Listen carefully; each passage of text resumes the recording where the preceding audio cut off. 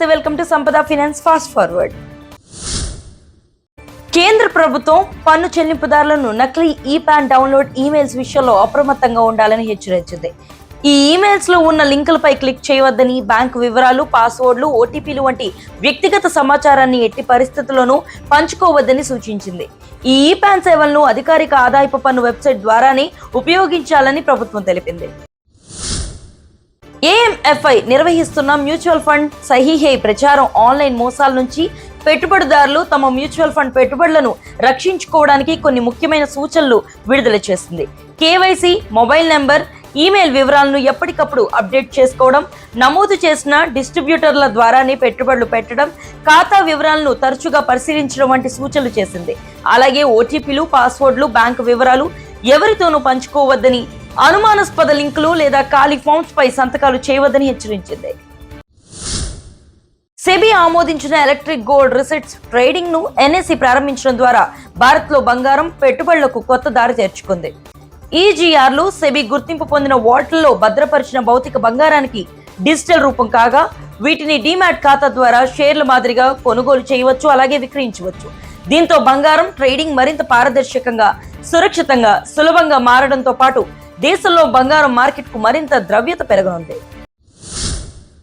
Corporate సవరణ bill 2026ను పరిశీలిస్తున్న సంయుక్త parliamentary committee పలు కీలక మార్పులను పరిశీలిస్తుంది. ముఖ్యంగా ఆల్టర్నేటివ్ ఇన్వెస్ట్మెంట్ ఫండ్స్ ను లిమిటెడ్ లేబిలిటీ పార్ట్నర్షిప్ గా మార్చే విధానంలో ట్రస్టులకు బదులుగా పెట్టుబడిదారుల్ని భాగస్వామ్యులుగా గుర్తించే ప్రతిపాదనపై చర్చ జరుగుతుంది. అలాగే కార్పొరేట్ సోషల్ రెస్పాన్సిబిలిటీ నిబంధనలను మరింత సరళీకరించే అంశాన్ని కూడా కమిటీ సమీక్షిస్తుంది. ఈ మార్పులు కార్పొరేట్ చట్టాలను అధునాకరించి వ్యాపార నిర్వహణను మరింత సులభతరం చేయడమే లక్ష్యంగా ఉన్నాయి. ప్రధాన్ మంత్రి కౌశల్ వికాస్ యోజన 4.0 యువతకు పరిశ్రమల అవసరాలకు అనుగుణంగా నైపుణ్య శిక్షణ అందించి ఉపాధి అవకాశాలను పెంచే లక్ష్యంతో అమల్లో ఉంది.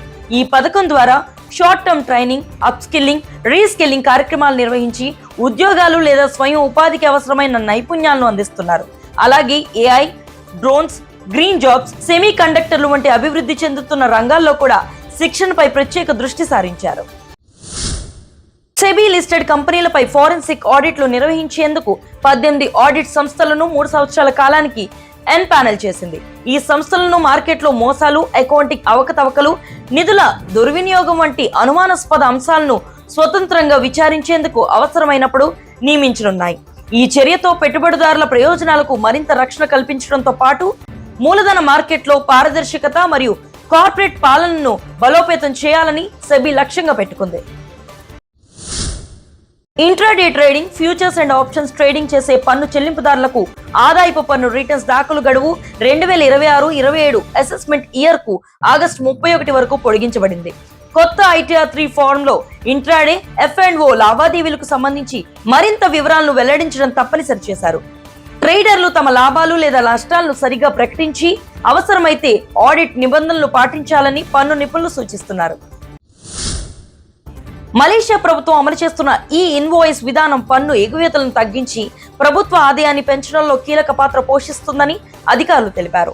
ఈ వ్యవస్థ ద్వారా లావాదేవీలను డిజిటల్ గా ధృవీకరించడం వల్ల నకిలీ ఇన్వాయిస్లు, పన్ను లీకేజ్లను అరికట్టడం సులభతరం అవుతుంది. అలాగే వ్యాపారంలో పారదర్శకత పెరగడంతో పాటు పన్ను అనుసరణ కూడా మెరుగుపడుతుందని ప్రభుత్వం పేర్కొంది.